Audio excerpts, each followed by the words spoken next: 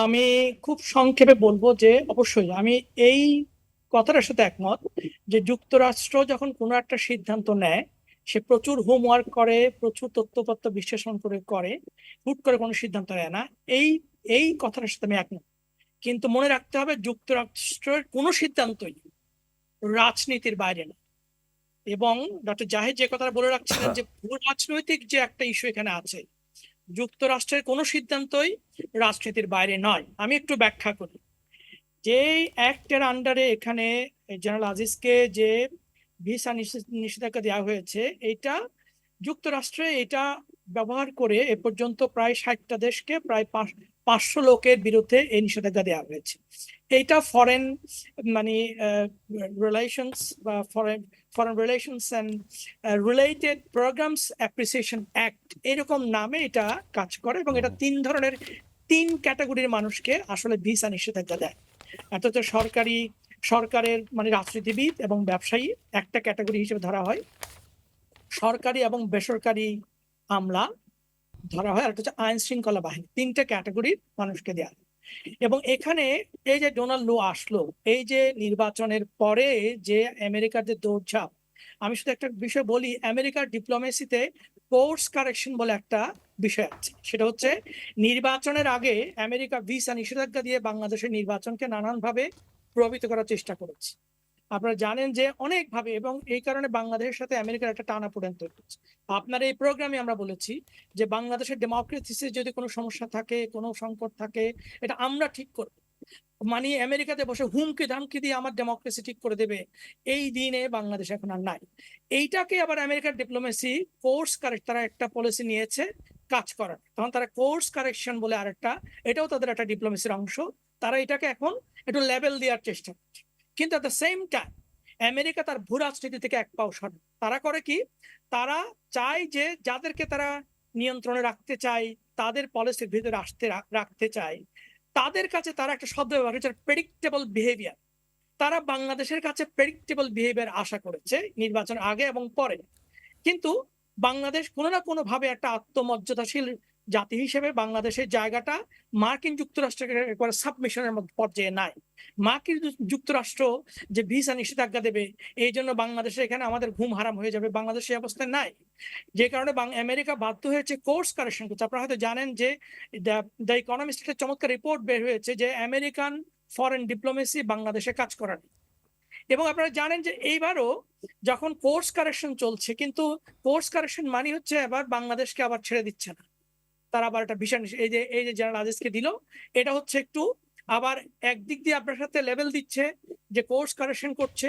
আমি বাংলাদেশের জন্য যে পলিসি আমেরিকা দিল সেটা কাজ করে নাই, বাংলাদেশ নতুন করে দাঁড়াচ্ছে, আবার ইলেকশন হলো, নতুন গভর্নমেন্ট নতুন করে কাজ শুরু করেছে, ফাংশনাল একটা ডেমোক্রেসি আবার ডেভেলপ করার চেষ্টা করছে। এরকম একটা অবস্থায় আমেরিকা তার কোর্স কারেকশন করছে, আবার তার নিজের জায়গাটা ধরে রাখার জন্য জেনারেল আজিজকে আবার আপনার এমবার্গো দিচ্ছে বা বিজনেস। এখানে মনে রাখতে হবে দুইটা ব্যাপার আছে। এই যে অ্যাপ্রিসিয়েশন অ্যাক্টের আন্ডারে যে নিষেধাজ্ঞাগুলো দেওয়া হয়েছে পর্যন্ত 500 জনকে, এখানে দুইটা ক্যাটাগরি আছে। এটা যদি পাবলিক করা হয় স্টেটমেন্ট দিয়ে, তাহলে তার কাছে তার এই পাবলিক করার মধ্যে একটা রাজনৈতিক বার্তা থাকে। আবার যদি রাজনৈতিক বার্তা না থাকে, তখন শুধু করাপশন বা অন্য কিছুর জন্য যদি দেয়, তখন ব্যক্তিগতভাবে জানানো হবে। সুতরাং এটা যখন পাবলিক স্টেটমেন্ট দিয়েছে, এর মধ্যে একটা রাজনৈতিক বার্তা আছে, এ বিষয়ে কোনো সন্দেহ। আওয়ামী লীগের নানান পর্যায়ের নেতৃবৃন্দ এবং মন্ত্রীরা এটাকে একেবারেই তোয়াক্কা করছে না, কেয়ার করছে না। আমি মনে করছি রাজনৈতিক জায়গা থেকে এটা ফাইন, কিন্তু রাষ্ট্রের জায়গা থেকে যখন বাংলাদেশের একজন সাবেক সেনাপ্রধানের উপরে ভিসা নিষেধাজ্ঞা দিয়েছে, বাংলাদেশ কিন্তু আইসোলেটেড না। এই বিশ্বায়নের যুগে বাংলাদেশ কিন্তু একটা লোকালি লকড কোনো স্টেট না। বাংলাদেশকে বিশ্বের সাথে তাল মিলিয়ে চলতে হয়। আমাদের গার্মেন্টস ইন্টারন্যাশনাল মার্কেট আছে, আমাদের স্টুডেন্টসরা পড়াশোনার জন্য পৃথিবীর বিভিন্ন দেশে যায়।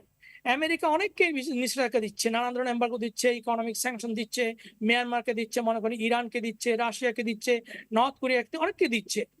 কিন্তু বাংলাদেশ কিন্তু সেই ক্যাটাগরি রাষ্ট্র নয়।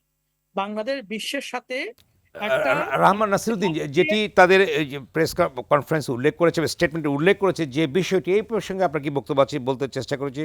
US commitment to strengthening democratic institutions and and rule law. Of law in Bangladesh. Yes. তাহলে কি আপনি কি বলতে চেয়েছেন যে তিনি নির্বাচন নিয়ে কোনো প্রশ্ন আমি তুলতে দেখেছি। চাচ্ছেন? আমি স্টেটমেন্টটা লাইন বাই লাইন মানে ওয়ার্ড বাই ওয়ার্ড পড়েছি এবং ওখানে মূলত জেনারেল আজিজকে ইন্ডিকেট করেছে, কিন্তু খোঁচা দিতে বাংলাদেশকেও, বাংলাদেশের ডেমোক্রেসি নিয়ে তাদের আমেরিকার যে অ্যাসেসমেন্ট, এখানে এই আমেরিকার এই যে এম্বার্গো দেওয়া, এগুলো নিয়ে বিশ্বব্যাপী কিন্তু অনেক অনেক ধরনের আলোচনা আছে। যেমন মনে করেন আপনি কাউকে অপরাধী হিসেবে সাব্যস্ত করছেন, তার কিন্তু আত্মপক্ষনের কোনো সমর্থন আপনি এখানে রাখেন নাই, কিন্তু ইন্টারন্যাশনাল লিগ্যাল জুরিসপ্রুডেন্সের মধ্যে আপনাকে যাকে আপনি অপরাধী বলছেন, যার বিরুদ্ধে শাস্তি দিতে- রহমান আসিদের ছোট্ট একটি প্রশ্ন করে শেষ করতে চাই। তাহলে জেনারেল আজিজ যেটা বলেছেন, সরকারকে কিছুটা বিব্রত করতে বা হেয় করতেই এই এমবার্গো দেওয়া হয়েছে, এটি কি তাহলে তার যে আমি বক্তব্য আপনি কি আমি মনে করবেন?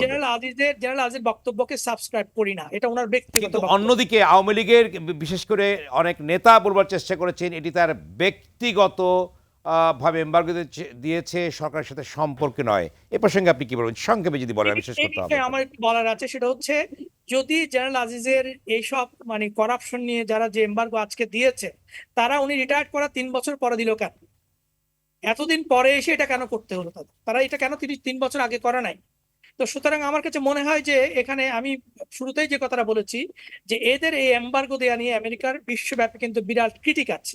অল্টারনেটিভ জার্নালিজম বলে একটা ব্যাপার আছে, সেখানে কিন্তু এগুলো নিয়ে ক্রিটিক গুলো তৈরি করা হয়। আমাদের এখানে বাংলাদেশে মনে করেন যে জার্নালিজমে আমাদের একটা নিষেধাজ্ঞা দিয়েছে, বাস আমরা এটা নিয়েই, যেটা মির্জা ফখরুল ইসলাম চমৎকার বলেছেন আজকে, যেটা সুভাষ সিংহ রায় বলেছেন, যে এটা নিয়ে এত মানে উত্তেজিত হবার কিছু নাই। কিন্তু এই যে একটা নিষেধাজ্ঞাদের প্রক্রিয়া কি, কেন তারা এই ধরনের একটা কাজ করলো, যাকে নিষেধাজ্ঞা দিয়ে যাকে পানিশ করা হলো, যাকে সমাজের সামনে সবার সামনে হেয় করা হলো, রাষ্ট্র হিসেবে বাংলাদেশকে বিশ্বের সামনে হেয় করা হলো, এইটা করবার এখতিয়ার তাদের আছে কিনা, এবং যাকে দেওয়া হলো তার আত্মপক্ষ সমর্থনের, আপনি চুরি তাহলে করতে, টার্গেট সরকার এবং বাংলাদেশ, আমি বলতে চেয়েছি যুক্তরাষ্ট্রের মূল এইটা আমি অর্থাৎ আমি ওই যে বললাম, আমি জেনারেল আজিজের বক্তব্যকে সাবস্ক্রাইব করি না, কিন্তু আমি মনে করি আমেরিকা সবসময় তারা মনে করে যাকে তার নিয়ন্ত্রণে আনতে চায়, যাকে তার ভূ রাজনীতির অংশ হিসেবে করতে চাই, তাদের কাছে তারা এটাকে ডিপ্লোমেসি মানে আমেরিকান ডিপ্লোমেসিতে বলে প্রেডিক্টেবল বিহেভিয়ার। এটা প্রেডিক্টেবল বিহেভিয়ার তারা চায়, কিন্তু বাংলাদেশ সেই ধন্যবাদ। প্রেডিক্টেবল বিহেভিয়ার না করার কারণে আমেরিকা কন্টিনিউয়াসলি বাংলাদেশকে একটা চাপের মধ্যে রাখছে বলে আমার চাপ মনে হয়। বলতে চেয়েছি। ধন্যবাদ, আবার আসবো আপনার কাছে।